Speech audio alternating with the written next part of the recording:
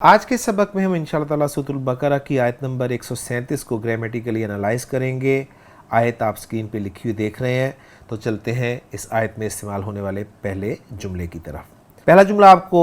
لکھا ہوا نظر آ رہا ہے کہ اللہ تعالیٰ نے فرمایا اعوذ باللہ من الشیطان الرجیم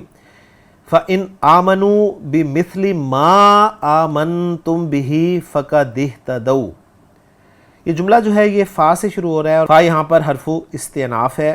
یعنی فا استئنافیہ ہے، تو جو جملہ بنے گا وہ جملہ استئنافیہ یا جملہ مستأنفہ ہوگا، لہٰذا لا محل لہا من الاعراب کی کیٹیگری میں چلا جائے گا۔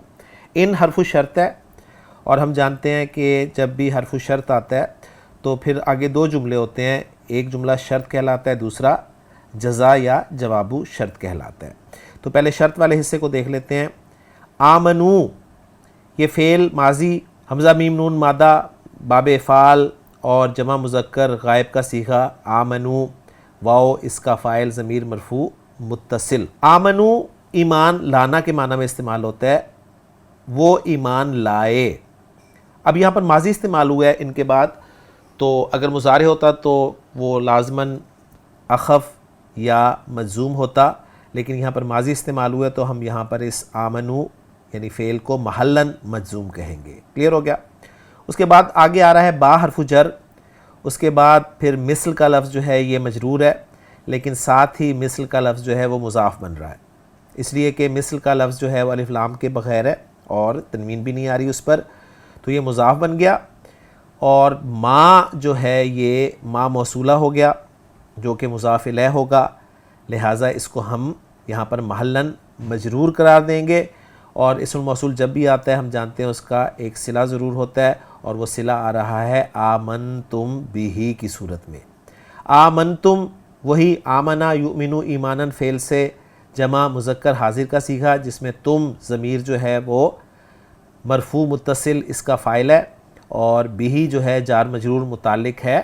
آمنتم فعل کے۔ آمنتم فعل اپنے فاعل اور متعلق سے مل کر جملہ فعلیہ خبریہ ہو کر صلۃ الموصول، لہٰذا لا محل لہا من الاعراب کی کیٹیگری میں آ جائے گا، اور ما اسم الموصول جو ہے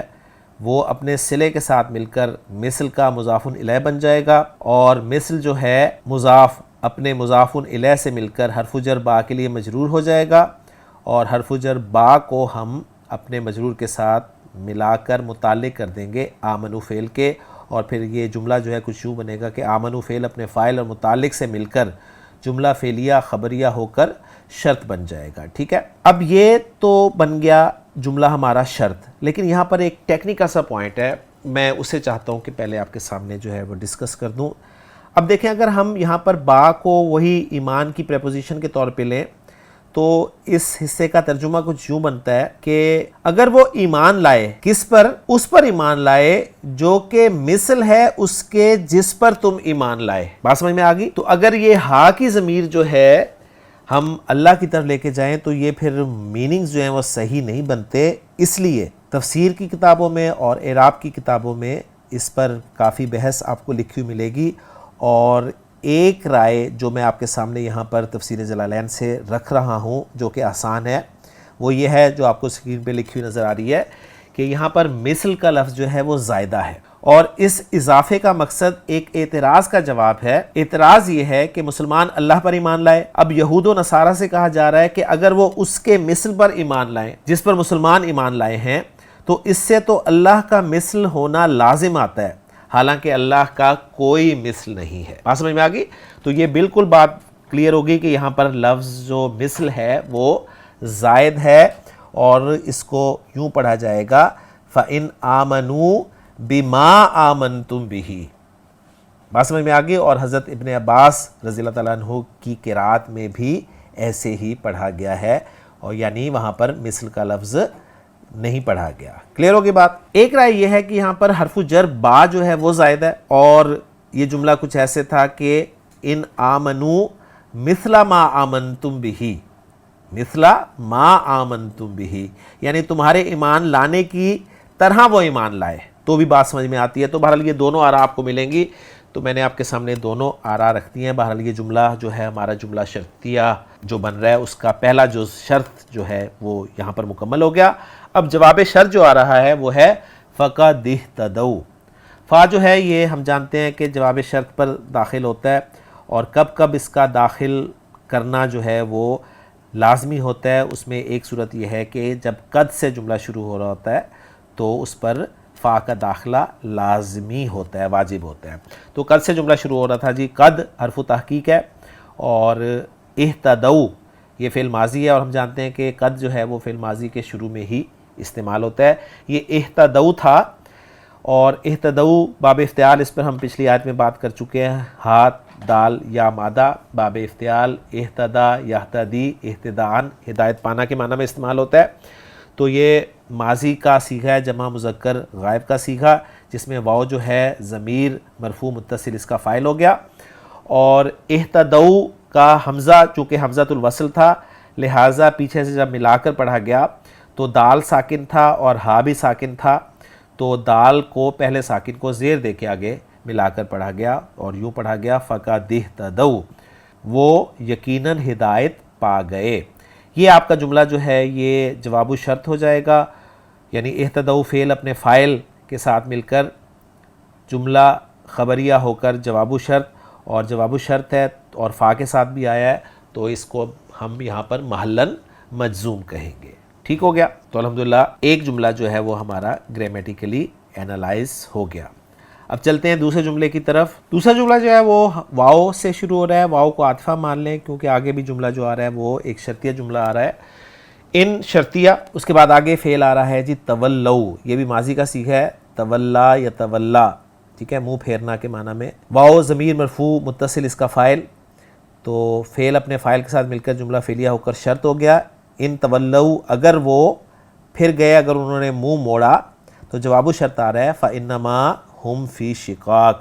فا جو ہے یہ جواب شرط پہ استعمال ہوا ہے، اور آگے چونکہ جملہ اسمی آ رہا تھا تو اس لیے فا کا داخل کرنا جو تھا وہ واجب تھا، لازم تھا۔ انما اس کے بارے میں ہم جانتے ہیں کہ یہ حصر کے لیے استعمال ہوتا ہے، اور ڈیٹیل میں اگر جائیں تو یہ انا پلس مائے کافہ جسے کہتے ہیں اس کا مجموعہ ہے، اور یہ مائے کافہ جو ہے یہ انا کے اثر کو روک دیتی ہے، لہٰذا ہم جو ہے وہاں پر مرفوع ہی استعمال ہو رہا ہے۔ تو یہ لمبی چوڑی بحث ہے، بہر انما کو ہم حصر کے لیے یہاں پر مان لیتے ہیں، اور انما کے بعد جو جملہ اسمیہ آئے گا اس میں جو اجزاء ہوں گے وہ مبتدا اور خبر ہی کہلائیں گے۔ ہم جو ہے ضمیر مرفوع منفصل مبتدا ہو گیا، اور فی شقاقن جو ہے یہ جار مجرور، یہ آپ کا قائم مقام خبر یا خبر کی غیر موجودگی میں ہم اسے خبر بھی کہہ سکتے ہیں۔ تو ہم فی شقاقن جو ہے یہ آپ کا جملہ اسمیہ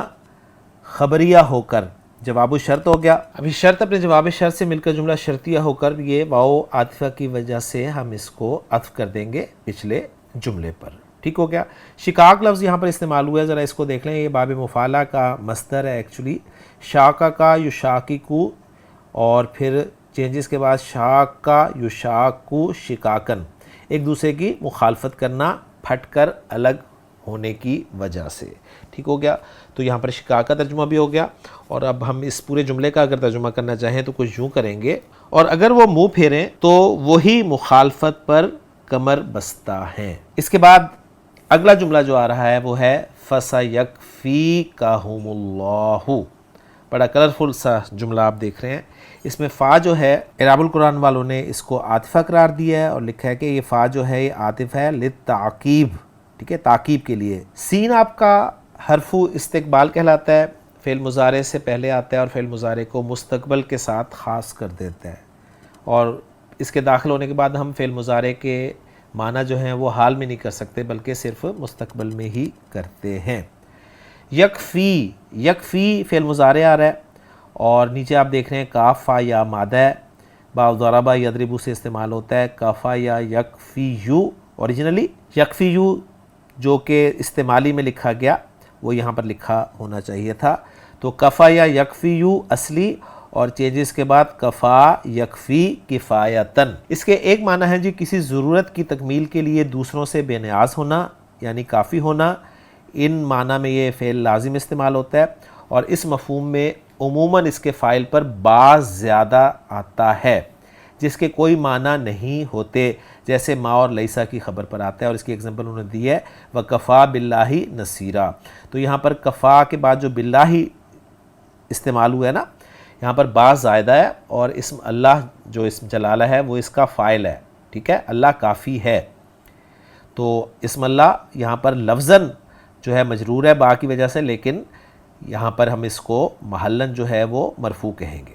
دوسرے معنی اس کے ہوتے ہیں جی کسی کو کسی سے بے نیاز کرنا، ان معنی میں یہ متعدی استعمال ہوتا ہے اور اس مفہوم میں عموماً اس کے دو مفعول آیا کرتے ہیں،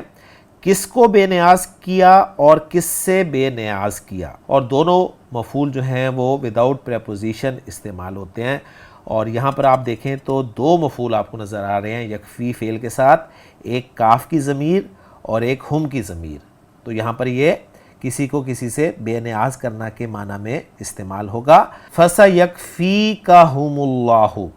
تو یکفی فعل ہو گیا اور کاف اس کا مفعول ایک ہو گیا، ہم اس کا مفعول نمبر 2 ہو گیا،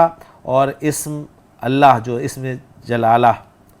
اللہ ہے یہ اس کا فاعل ہو گیا، تو یکفی فعل اپنے فاعل اور دونوں مفعولوں سے مل کر جملہ فعلیہ خبریہ ہو گیا، اور یہ جو دونوں مفعول استعمال ہوئے ہیں ضمیر کے طور پہ، یہ ضمیر منصوب متصل کی کیٹیگری میں آ جائیں گے۔ اور پھر اس کا ترجمہ ہم کریں گے، یعنی اللہ آپ کو ان سے بے نیاز کر دے گا، اور یہ بھی ترجمہ کیا جاتا ہے اس کا کہ کافی ہو جائے گا اللہ آپ کو ان کے مقابلے میں۔ اب یہ جو جملہ بنا ہے سَيَكْفِيكَهُمُ اللَّهُ، اس کو ہم کیا قرار دیں؟ فا کو تو ہم نے عاطفہ قرار دے دیا ہے، تو اس کے بارے میں یہ لکھا گیا ہے کہ یہ جملہ جو ہے یہ فی محل جزم جواب الشرط ہے،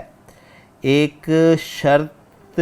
والے جملے کا جو کہ مقدر ہے، پوشیدہ ہے، یعنی وہ جو جملہ چھپا ہوا ہے وہ کیا ہے؟ وہ ہے کہ ان ارادو القیدہ لکا، یعنی اگر انہوں نے ارادہ کیا آپ کے خلاف کوئی چال چلنے کا تو فَسَيَكْفِيكَهُمُ اللَّهُ، تو اس طریقے سے اس کو انہوں نے انالائز کیا ہے اور اس فا کو عاطفہ مانا ہے، ٹھیک ہو گیا۔ اور آخری جملہ جو کہ اس آیت کا جس پر یہ آیت مکمل ہو رہی ہے وہ ہے وَهُوَ السَّمِيعُ الْعَلِيمُ، واو استنافیہ ہو جائے گا اور جملہ مستانفہ بنا لیں گے، لا محل لہ من الاعراب کی کیٹیگری میں چلا جائے گا۔ ہوا مبتدا ہے، ضمیر مرفوع منفصل، اور السمیع جو ہے یہ خبر ہے مبتدا کی، اور العلیم جو ہے یہ خبر ثانی ہے، تو